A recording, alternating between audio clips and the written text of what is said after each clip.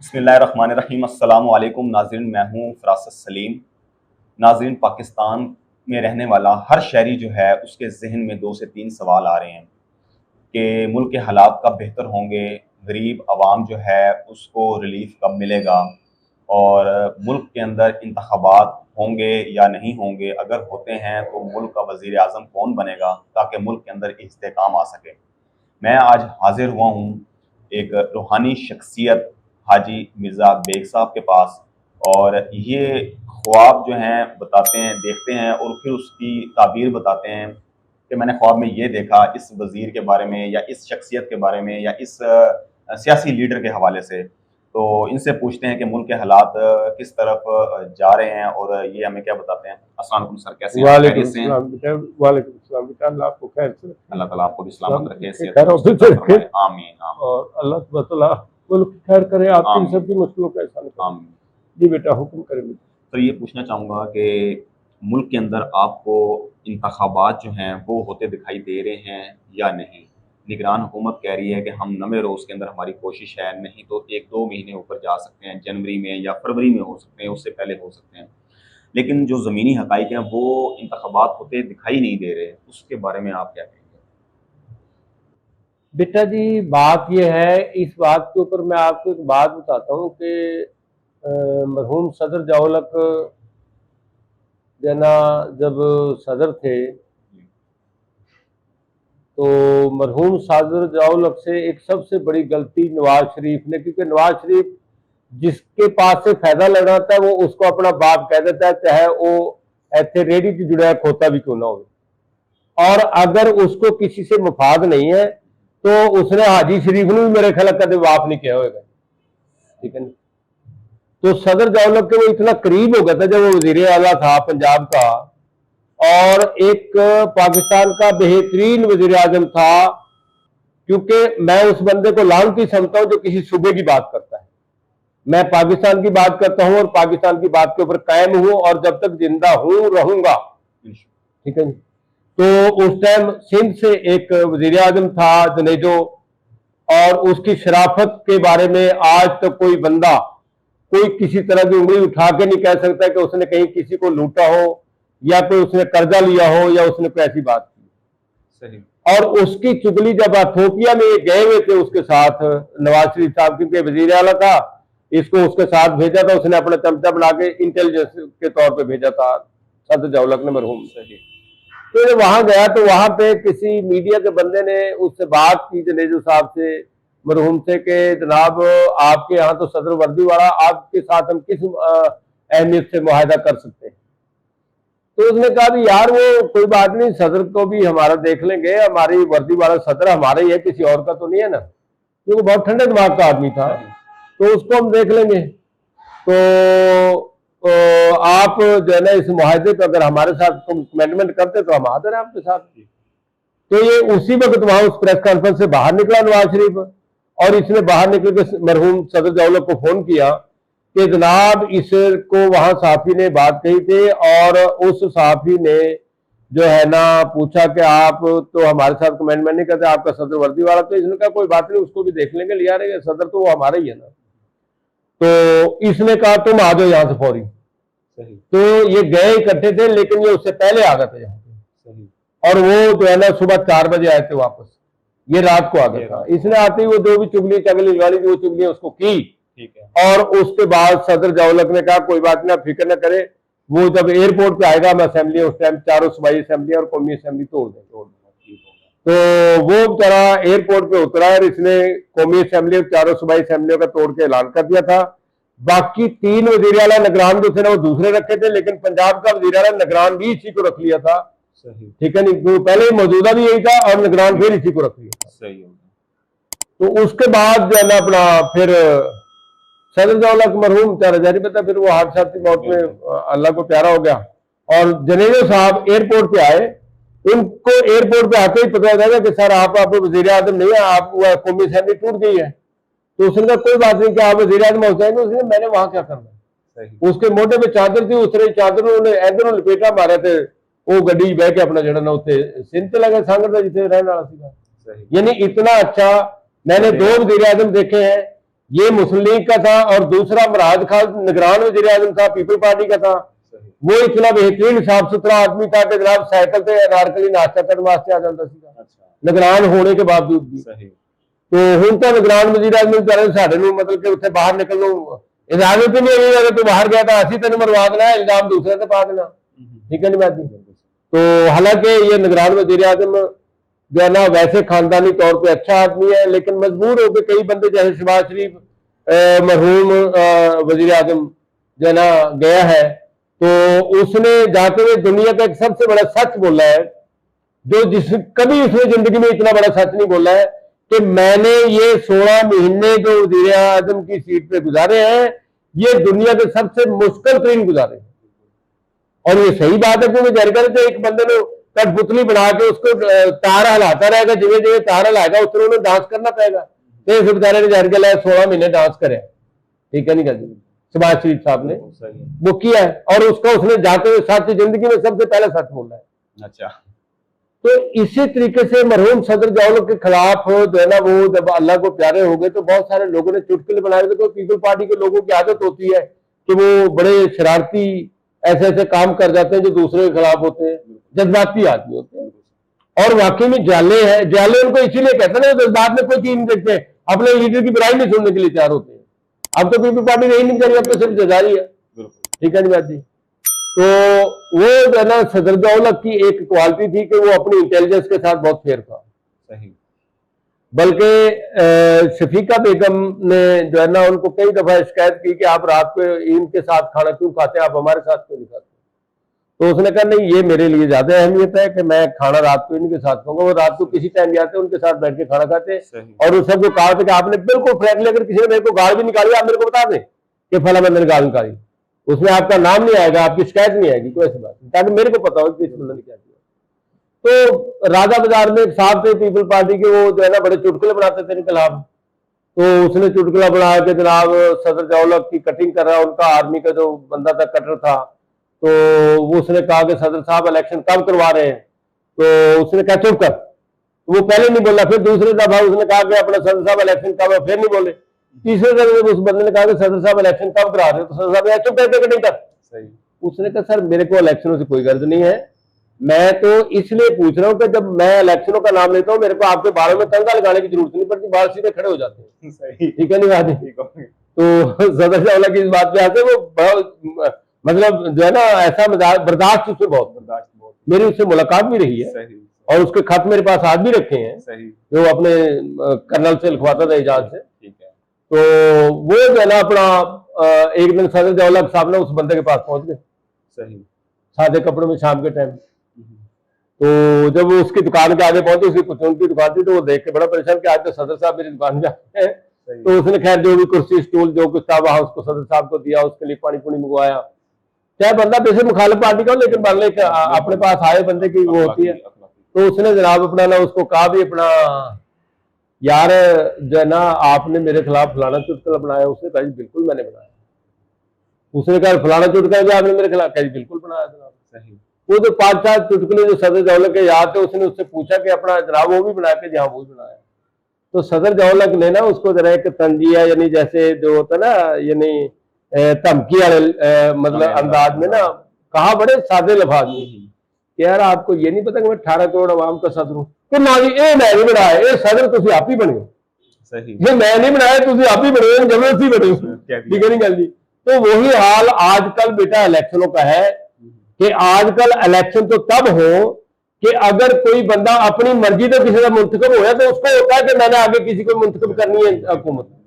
ठीक है नहीं, जे किसी ने किसी जमीन की रजिस्ट्री कराई है, उन्हें पता कि आगे इंतकाल कराना है। यहां तो बेटा बगैर रजिस्ट्री के कब्जा है। ठीक है नहीं बात जी। तो इसलिए बेटा जी इलेक्शनों के बारे में आपको कोई बंदा तारीख देता है वो सबसे बड़ा झूठ है। इलेक्शन होंगे जरूर, ऐसा नहीं हो सकता है, क्योंकि अल्लाह तबादला की कोई ना कोई लाठी ऐसी इनके सिर में पड़ जाएगी जिसकी वो बेआवाज होगी, और जिसका इनको पता भी नहीं चलेगा सुबह जलाते ही होंगे। ठीक है नहीं, चाहे कोई भी हो, जो इस मुल्क का दुश्मन होगा, चाहे कोई भी हो, अगर उसके अंदर मैं भी शामिल हूं तो मेरे साथ भी यही हो। ठीक है नहीं बात जी। तो बेटा जी ये जो सिलसिला है ना ये हो जाएगा, इलेक्शन हो जाएंगे। इलेक्शन हो जाएंगे, लेकिन ये नहीं बता लेकिन ये नहीं करवाएंगे। इनके साथ तो जो मर्जी करते हैं भाई। वो जाहिर पता है बाबा, उन्होंने कमलप्रीत बाजवा ने ये बगलोल ਨੂੰ ਬਿਠਾਇਆ ਜਿਹੜਾ ਸਾਡਾ चीफ इलेक्शन कमीशन है। ये चीफ इलेक्शन कमीशन के काबिल का इतना भारी बंदा होता ही नहीं है, ठीक है नहीं बाबा, जिसने पूरे इलेक्शन के अंदर घूमना है, ये तो गड्डी च एक बारी बह के गड्डी से उतर नहीं सकता, ठीक है नहीं गल जी। ऐसा बीमार आदमी है, देखने में मोटा लगता है, वैसे बीमार आदमी है, ठीक है नहीं बात जी। तो लेकिन बेटा जी बात यह इलेक्शन जरूर होंगे, चाहे अल्लाह तबाला इनको मारे या घसीटे या जिंदा रखे, जो कुछ भी हो, चाहे इनको जो मर्जी करे अल्लाह तबाला, या अल्लाह की मर्जी की बात है, लेकिन इलेक्शन जरूर होंगे और बेहतरीन होंगे। सही, चाहे कोई 10-20 हज़ार रुपए की फी मैंबर के वास्ते धांधली भी कर लेगा, फिर भी जी पार्टी जीतेगी वो इन्नी अक्सरियत नाल जीतेगी ना कि जिसके बारे तुम सोच नहीं सकते। और वो पार्टी जो है ना, चाहे उसको तहरीक इंसाफ रहने दे या कोई और नाम चेंज कर दे, वो पार्टी इमरान खान की पार्टी होगी, चाहे उसका नाम जो मर्जी चेंज कर दे। इमरान खान ही मुल्क का सदर बने, चाहे वजीर आजम बने, उसी ने मरना है, ये बात है, ठीक है। अभी इमरान खान मुख्तलिफ केसेस के अंदर जो है वो अंदर है, उसकी तोशाखाना केस के अंदर जमानत हो गई, सजा मुअत्तल हो गई, लेकिन अभी तक उसे बेल नहीं मिली क्योंकि साइफर केस में उसे पकड़ लिया गया। वो साइफर भी उसका बरी हो गया है। उसके बाद फिर 190 मिलियन, हाँ वो कोई बात नहीं, जो मर्जी करें बेटा जी। देखो बेटा, जब ट्रस्ट है, फिर उसके बाद बेटा जी 190 पर्चे, मेरे पास पहले एक बच्चे ने पूछा था कि ये 190 पर्चे हो गए, मैं कहा 1990 पर्चे भी हो जाएंगे ना तो कुछ नहीं होगा, क्योंकि अल्लाह की रजा के आगे किसी बंदे के कोई पर्चों की कोई अहमियत नहीं, ठीक है नहीं बात जी। सही है। मैंने इसको 2 दफा यानी 3 दफा मैंने इसको पहले वज़ीर आज़म बनते देखा 1988 में, उसके बाद ये 17 में बना, 18 में। हाँ नवाज शरीफ नहीं, अपना इसको जो है ना इमरान खान को। अच्छा। और उसके बाद जब इसकी हुकूमत टूटी है, उस वक्त मैंने इसको फिर दोबारा वज़ीर आज़म बनते देखा, अभी पीछे कोई गालिबन 1 महीना को पहले भी देखा, तो इसने वज़ीर आज़म को बनना ख्वाब में देखा है इसे वज़ीर आज़म, एक दफा बन गया है और आप 2 दफा बाद आप देख चुके हैं कि ये दोबारा जी दोबारा बनेगा, ठीक है नहीं बात। अगर बनते हैं मुल्क के हालात बेहतर होंगे, ये तो बात देखो बेटा, इसमें इमरान खान की या मेरी या आपकी कोई वो नहीं है। जो अवामी हुकूमत होती है वही मुल्क के लिए फैसला कर सकती है। जो डिक्टेटर होती है, जो 4 बंदे के नाल बैठे हुए, उन्हें की फैसला करना मुल्क के बारे, उसको मुल्क के अवाम से क्या हमदर्दी है। इन्होंने वालों था, इन्होंने अपनी सीटा चाहिए, इन्होंने भावे पूरे मुल्क के अवाम मर दे, और पूरे मुल्क के अवाम ने कोई ना कोई खाना जंगी का, मैंने अभी कुछ दिन पहले देखा था, रात भी देखा, कई ट्रेनों का कोई हादसा हुआ है, कोई ना कोई ऐसा मसला हो जाएगा कि जिसकी वजह से ये लोग परेशान हो जाएंगे। है असल में ये बात नहीं, जहर में जो बंदा इन्हें किसी का कब्जा ग्रुप होता ना, वो मैं इतने बड़े बंदे देखे हैं, इतने बड़े बड़े बदमाश देखे हैं, ठीक है नहीं गल जी, कि बेटा जी जड़ा ना बड़ा बदमाश हमेशा छोटे जे बंदे को हथों मरता है। उसकी वजह ये होती है कि छोटे को खतरा होता है कि इन्हें मैंने मरवा देना, तो उन्हें अपनी जान बचाने वास्ते उन्हें पहले मार देना होता है, और उन्हें फिक्र ही नहीं होता कि मैंने कोई मार सकता है। उसकी ऐसी तैसी मैंने ऐसे कई बदमाशों को मरते देखा अपने सामने। एक मशरकी पंजाब में मलेरकोटला शहर है, जहां पे एक बहुत बड़ा मारूफ बदमाश था और डकैत था, मतलब वो डकैती कह के बाकायदा ऐलान करके मतलब कि वहां पे करता था कि मैं फला तारीख को वहां पे आके वारदात पानिया डकैती करनी है, पुलिस को या जिस किसी ने आना हो तो आ जाए वहां। और वो वाकई में फिर जब वहां करता था तो उसने वो कर लेता था।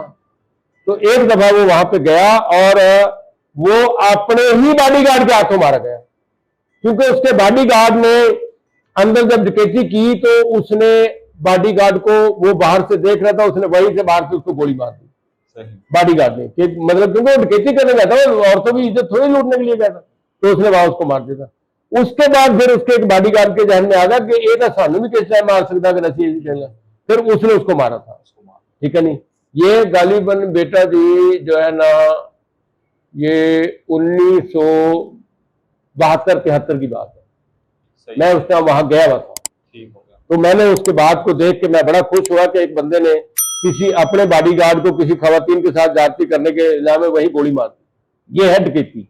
ऐसे तरीके नाल जेड़ा ए बंदा जेड़ा हुण थोड़ा निगरान वज़ीर आज़म है ना, अनवर काकड़ साहब, अनवर काकड़ साहब, ये इसके बारे में मैं इसके किरदार के बारे में आपको कहता हूं कि इसका किरदार अच्छा है, क्योंकि मैंने इसकी शक्ल में चौधरी रियाज चौंटिया को देखा था इसके आने से पहले, सही। मैंने कई अपने चैनल वालों को बताया कि बेटा जो है ना, मेरे को रियाज नाम का कोई बंदा नजर आया है वजीर आजम के किरदार में। सही।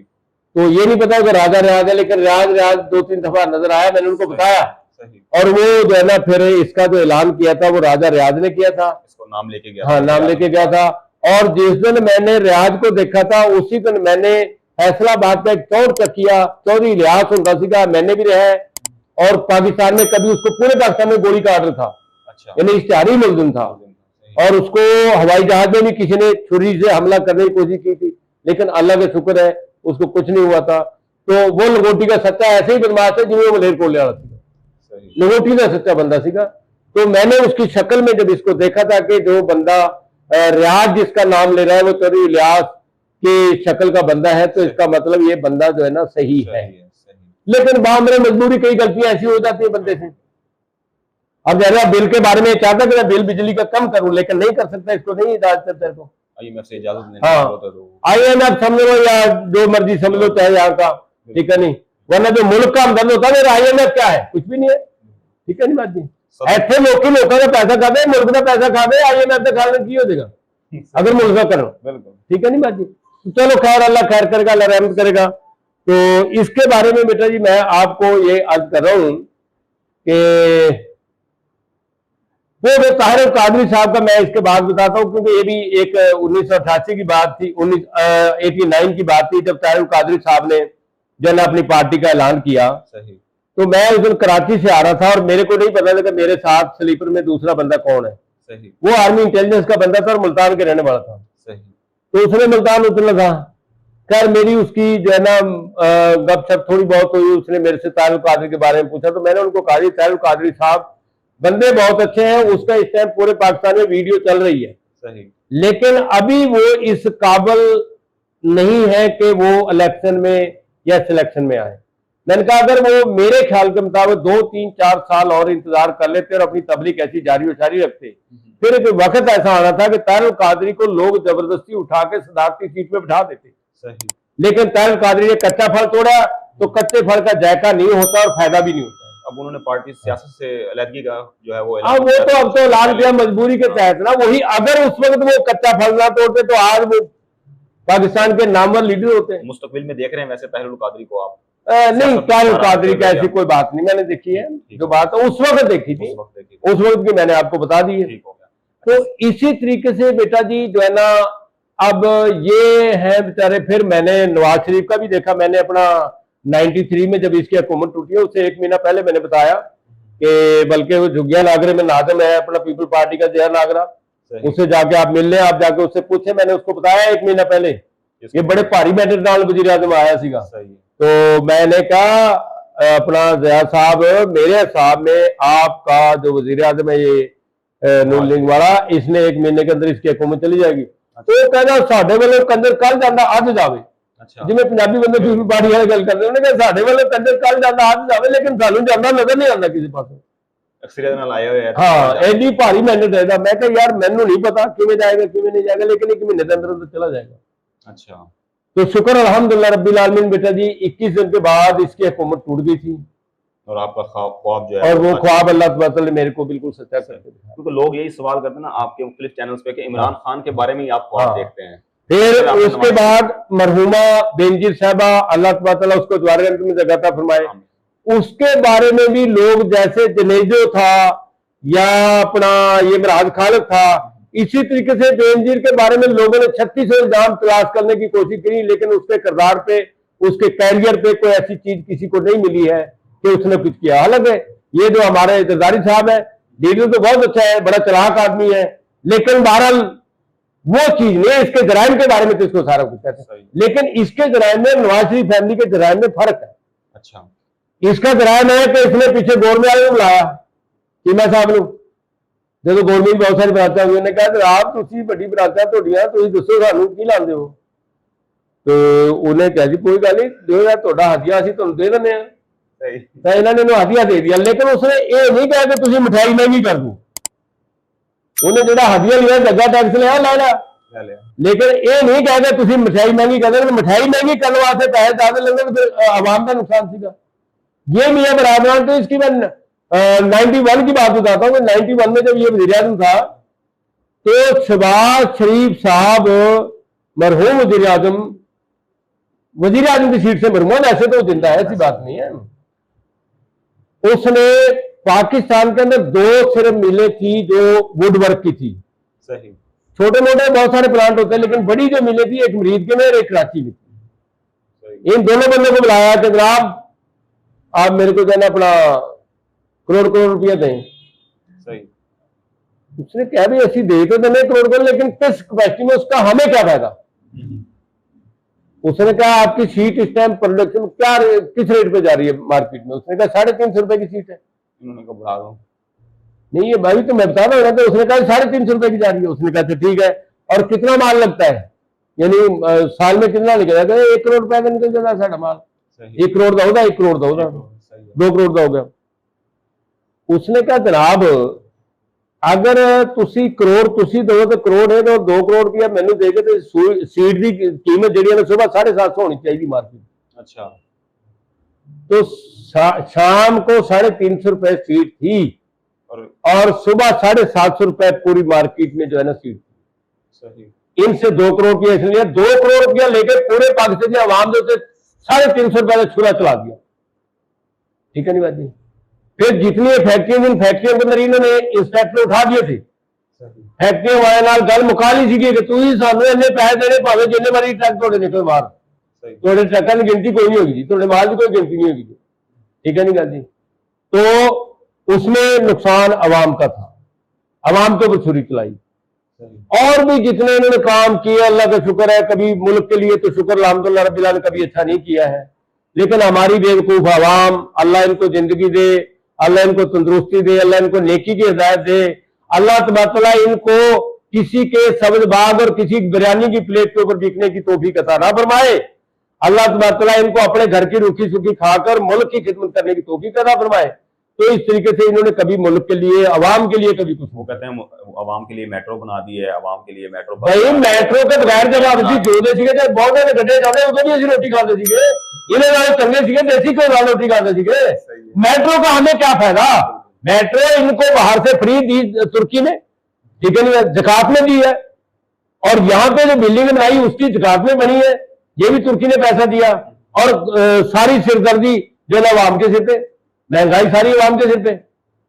यही सड़क की घोर बना देनी खुली जी मेट्रो वाली सड़क है, इतनी सड़क ने डबल कर देंगे, की अवाम की सीगा की फायदा सीगा मेट्रो का।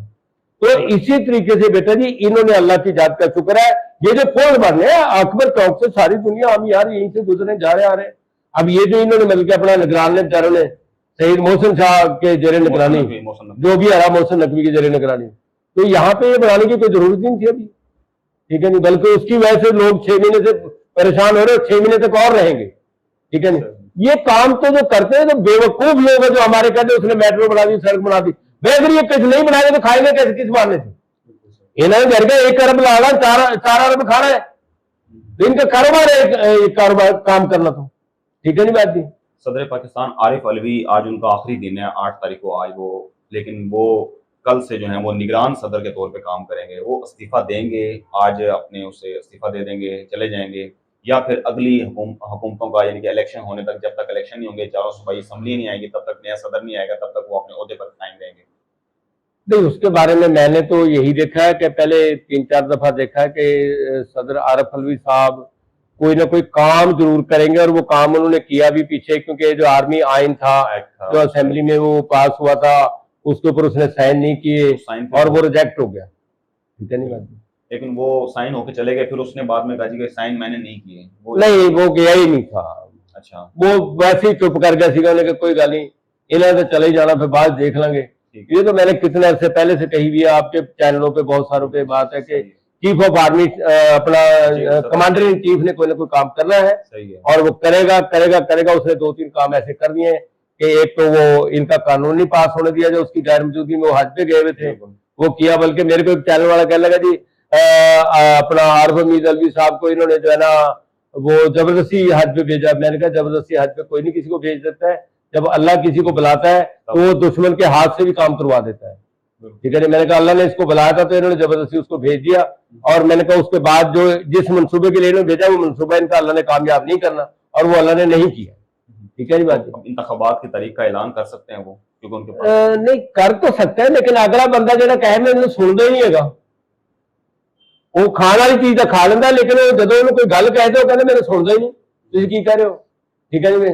तो उसने तो कितने दफा कहा कि मैं इलेक्शन करवाना चाहता हूँ, लेकिन ये कहते हैं आगे जो बगलोल बिठाया हुआ तो कहना नहीं मैं तो इलेक्शन नहीं करवा सकता, मैं फलानी पार्टी में बुलाया, फलानी पार्टी में बुलाया। पता जिस पार्टी जी पार्टी पाकिस्तान की नहीं बल्कि दुनिया की इंटरनेशनल पार्टी है, उसके किस बंदे को बुलाया तूने?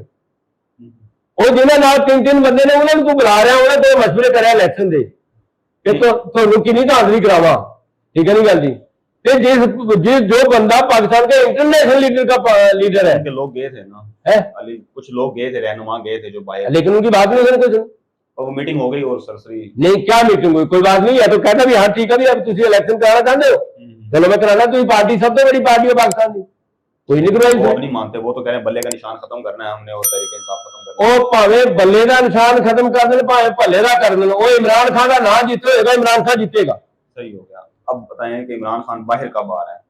भाई इसके बारे में मैंने जब देखा था, मैंने पीछे बताया था, कोई गालिबन आज से 15 दिन पहले बताया था कि इमरान खान सफेद गाड़ी में, अभी उसका फैसला नहीं हुआ था जो केस उसका तोशाखाना केस के इंतजाम होता है, उसका नहीं पता था मेरे को। इस केस से पहले मैंने कहा था, मैंने कहा इमरान खान सफेद गाड़ी के अंदर बिल्डिंग से बाहर निकल रहा है और उसमें सफेद कपड़े पहने हुए हैं और बहुत बड़ी गाड़ी है सफेद रंग की। तो उसकी ताबीर यही थी कि सफेद का अपना इसका इमरान खान का सफेद का मतलब है यानी केस माफ हो जाएगा, उसमें सजा माफ हो जाएगी और वो सफेद रंग की गाड़ी में बैठ के बाहर बाइज्जत तरीके से निकलेगा। अब जब भी आएगा तो इंशाल्लाह बाइज्जत तरीके से ही आएगा, चाहे वो इसी आसम मनीर के ही सबके से इसी के साथ ही आने यही ले। अल्लाह तो बता जिसको मर्जी हिदायत दे सकता है यार। मैंने ऐसे ऐसे मुनकर बंदों को देखा है कि जो खुदा को नहीं मानते थे और वो उन्होंने सारी जिंदगी में सजदे में गुजार दी। ऐसे ऐसे बंदे मैंने देखे जिंदगी में अपनी। वैसी बात मुल्क के हालात, महंगाई खत्म होती नजर आ रही है, मुल्क के हालात बिल्कुल होगी, बेहतर होगी, लेकिन जिस दिन से अवामी हुकूमत आएगी तो ये सारे हालात होंगे। ये जो मौजूदा हुकूमत सेटअप है या इससे पहले जो सेटअप 16 महीने रह के गया है, इनको बाहर का कोई मुल्क का बंदा एक्सेप्ट नहीं करता। जिस बंदे के पास से हुमायूं दिलावर के पास से जबरदस्ती फैसला कराया गया, उन्हीं पीछे फिर से मौजर रख के कराया गया कि तू ये करना बनना ही तेन मार दे, तो उजनी मरना उजनी मरना है। लेकिन अवाम ने तो चलो जलील होकर मर जाए कोई गल नहीं, तो साढ़े हथों ना मर।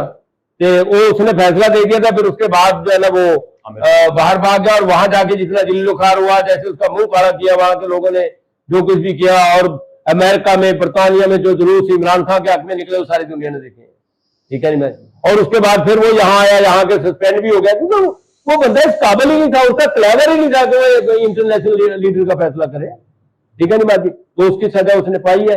तो अल्लाह तबारक तआला जो है ना बेटा जी, वो किसी टाइम भी किसी भी बंदे को नेकी की हिदायत दे सकता है, चाहे उसमें आसम मनीर हो चाहे कोई भी। ठीक है नहीं, अब लोग तो यानी आसम मनीर के काम को अब देख के कई लोग यहाँ पे ऐसे भी हैं, लेकिन मैं उनसे इस बात से मुत्तफिक नहीं हूं कि कोई किसी के बारे में कह के कुरान पाक का हाफिज जिसने 2-3 सिपारे पढ़े हैं। ठीक है नहीं बात जी, लेकिन जब मैं इस बात पे मुत्तफिक नहीं है, क्योंकि अगर कोई कह के सैयद नहीं है, मैं कहूँगा वो सैयद नहीं है, तो मेरे कहने से उसकी जात पे क्या फर्क पड़ता है कि मैं उसे कहूँ सैयद नहीं है। अगर वो सैयद है तो जब वो खुदा रसूल का ताल्लुक है, उसका हमारा क्या ताल्लुक है। ठीक है, अगर वो हाफिज है तो कुरान पाक अल्लाह का और उसका मामला है। अगर उसने हिफ्ज़ किया ठीक है, नहीं किया तो उसकी अपनी मर्जी की बात है, मेरे को तो नहीं पता। लेकिन जब हमें किसी ने कहा कि हाफिज भी और सैयद भी है और चीफ ऑफ आर्मी स्टाफ भी है, तो उसकी मैं इन तीनों ओहदों की कदर करता हूं और उससे ये रिक्वेस्ट करता हूं कि खुदा बंदा करीम आपको, अगर आप सैयद आपके जद्दे अमजद के सदके से, और अगर आप चीफ ऑफ आर्मी स्टाफ है तो पाकिस्तान के अवाम के सदके से, और अगर आप हाफिज कुरान करीम के सदके से, अपनी औलाद अगर तेरी औलाद है उस औलाद के सदके से इस मुल्क को रहम कर दे, इस मुल्क के लिए कर्म कर दे, इस मुल्क के अवाम को जो है इस गिरफ्तारी से, जो लोग अपने घरों में बैठे वो भी गिरफ्तार है और जो बाहर है वो भी गिरफ्तार है। ठीक है नहीं, महकूम है, लोग मजलूम होकर बैठे हुए हैं जिनके ऊपर इतना जुर्म हो रहा है कि मैं कहता हूं कि जनाब किसी को पता नहीं उसके घर का कितना बिल आया हुआ, क्या आया हुआ क्या नहीं आया हुआ। तो बाबा लोग रोटी से परेशान है। हालांकि अल्लाह तबारक ने वादा किया हुआ कि मैं अपने बंदे को कभी रोटी से भूखा नहीं रहने दूंगा, लेकिन जैसे पता है कुछ लोगों से ऐसी गलतियां हुई होती हैं, जो जालिम आदमी का साथ देता है तो फिर उनको अल्लाह मतलब उसकी सजा दे देता है, वरना रोटी से अल्लाह कभी भूखा नहीं मारता है। मैंने आजमा के देखा, मैं जंगल में बैठ के देखा है कि वहां मेरे पास रोटी, कोई बकरियां चलाने वाला बंदा कि जी मेरे को आज भूख नहीं लगी, आप ये रोटी ले, आप यहाँ कहाँ जाएंगे? मैंने कहा कोई बात नहीं, अल्लाह खाता है। तो मैंने वहां रोटी खाई है, और वो बंदा मेरे को नहीं जानता था, मेरे को उस इलाके का नहीं पता था, कोई बात नहीं।